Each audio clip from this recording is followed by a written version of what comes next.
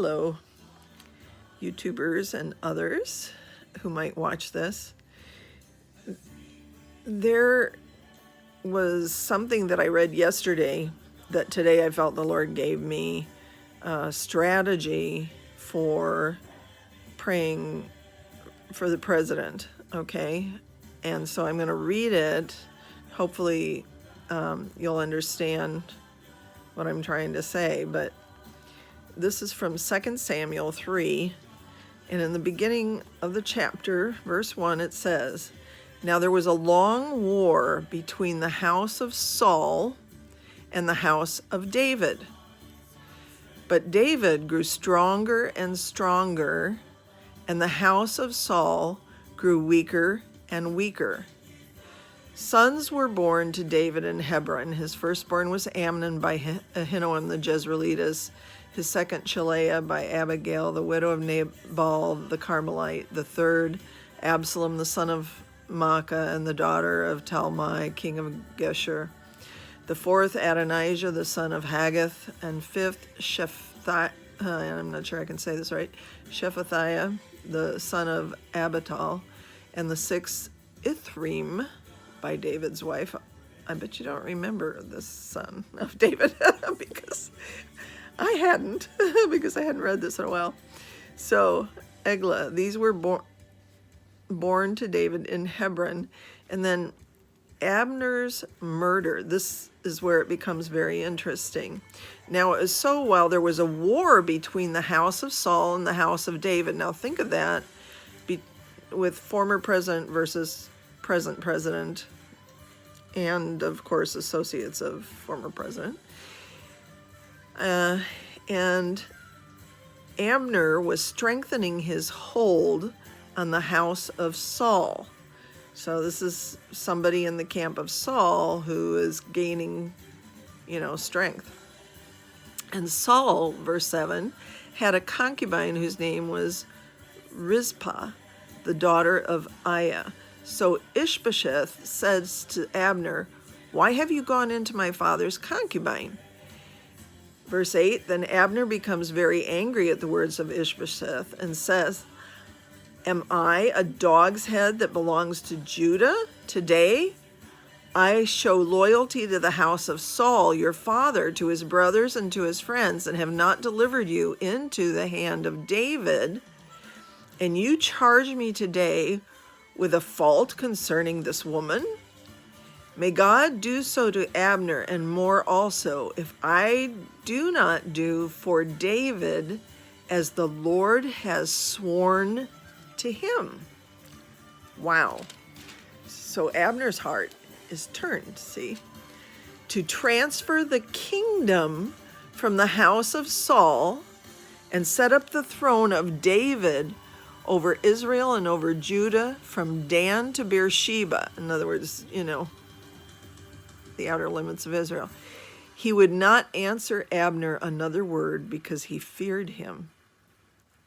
And Abner sent messages on his behalf to David saying, "Whose is the land?" Saying also, "Make your covenant with me, and indeed my hand shall be with you to bring all Israel to you." Now, there's some things that happen are not very pleasant after this. Abner actually, David does receive Abner, but Abner had killed the brother of these other two guys, and he ended up getting murdered himself by them, and David wept over Abner because he had turned and given his heart back to David and supported him. So the thing is, look at this in regards to our president. And could we now be being told by the Lord to pray for that person who is like Abner in the house of Saul, who's influential in government, but is on the wrong side right now, to switch, to be convicted, and to be shown that, the president is really trying to help America, and who would then not listen anymore to all the lies, and turn influence towards the president for good, so that the plan of the Lord is executed.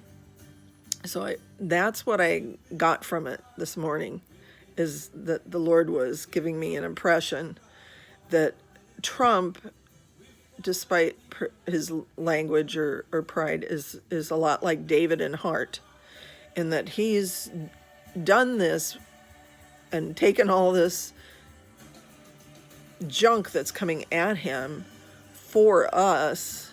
This is, again, my opinion, but I feel like the Lord showed me that his heart is like David, because he cares about the children that we are raising, and he wants to do the right thing to rescue them out of the hands of the vipers, okay?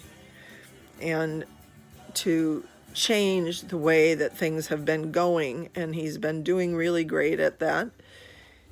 But he needs help, because now the crocodiles are turning because they know their time is up.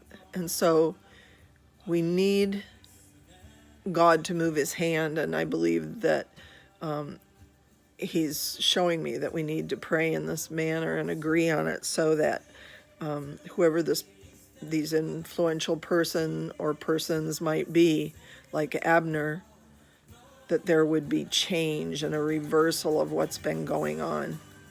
And there are people who have seen Trump stay in place, for a full 8 years, and others who haven't. But I think a lot of it rests on our agreement and praying for the president and those who support him, so that the right things get done, and that he gets the wisdom from God that he needs to get through this. So please consider it and pray. I know so many of you are praying, because we look at, the things going on around us, and we can see, the writing on the wall. God bless you.